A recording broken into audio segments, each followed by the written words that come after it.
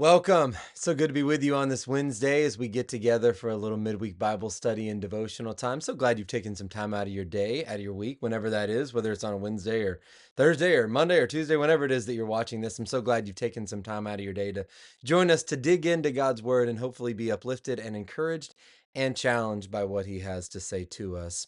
Back in 2002, I'm a big sports fan, as many of you know, and we're in a series on Sunday mornings talking about another analogy, a sports analogy that the New Testament writers use to talk about discipleship and following Jesus, which is running.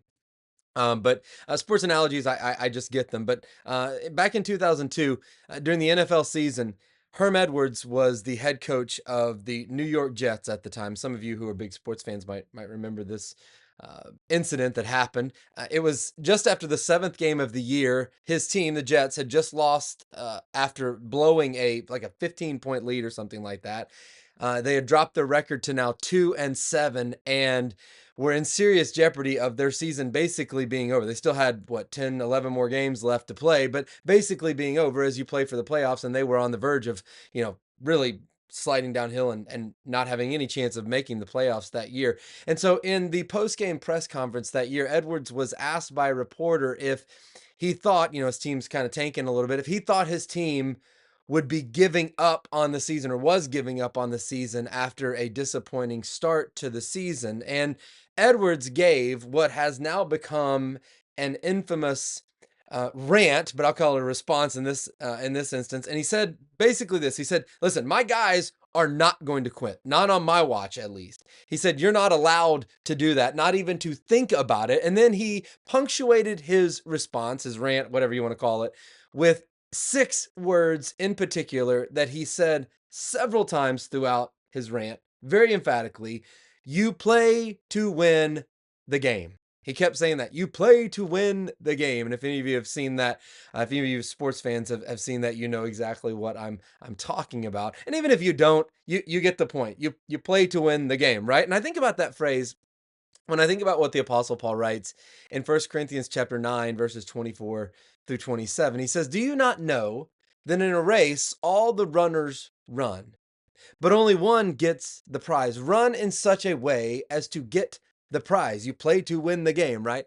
"Everyone who competes in the games goes into strict training. They do it to get a crown that will not last, but we do it to get a crown that will last forever. Therefore, I don't run like," Paul says, "I don't run like someone running aimlessly. I don't fight like a boxer beating the air. No, I strike a blow to my body," or a better way of thinking about that, "I discipline my body and make it my slave, so that after I have preached to others, I myself will not be disqualified for the prize." Life is often likened to a race. And in this race, we're not competing against each other, but against the obstacles and the challenges and the temptations that come our way throughout this life and this Christian walk and this Christian run, as you if you will. And just as athletes train diligently for their races, we too must prepare ourselves spiritually, mentally, emotionally. The dedication and discipline that athletes display in their training, that's admirable. It's something to take note of and to kind of not necessarily patting ourselves over in exactly what they're doing, but the training and the discipline they go to. But as Paul says, their rewards are temporary, right? They do it to gain a reward that's only temporary. As followers of Jesus, we train and we discipline ourselves as well, but the prize that we seek is not a material one. It's the reward of living life aligned with God's will and his purposes for our lives, filled with that kind of purpose and fulfillment. And our training and our discipline yield rewards that, again, aren't temporary, but will last in this life. Hey, they'll be lasting in this life, but they'll last far beyond this life and on into eternity. That's why Paul emphasizes the importance of purposeful living here in this passage. Our journey is not one that's aimless or haphazard. We don't just meander, at least we ought not to, just meander through life, meander through our Christian walk. We are called to have a clear vision of our goals and to stay focused on them, and train and discipline ourselves in light of those things. We don't expend our energy on meaningless pursuits or engage in battles and endeavors that don't align with the singular purposes of God for our lives and for the world around us, but rather we live with self discipline and self control. And just as athletes subject their bodies to rigorous training, we discipline ourselves as Christians to do things like resist sin and to pursue righteousness in what God has for our lives. Because in the end, as Paul alludes to, we can't effectively share the gospel if our lives contradict its message. And that's the two purposes, is to live out what God has called us to do and to share that with those